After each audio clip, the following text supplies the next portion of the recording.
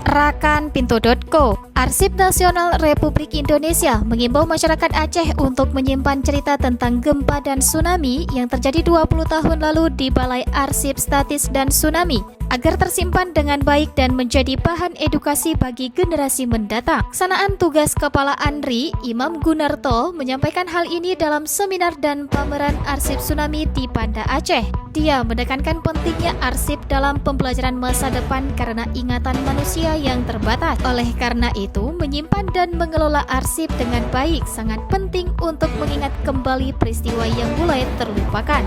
Pemerintah telah menyediakan fasilitas khusus untuk menyimpan memori kolektif tentang tsunami sebagai persembahan dari negara untuk dunia. Imam menambahkan bahwa ingatan tentang gempa dan tsunami Aceh pada 26 Desember 2004 telah menjadi ingatan dunia.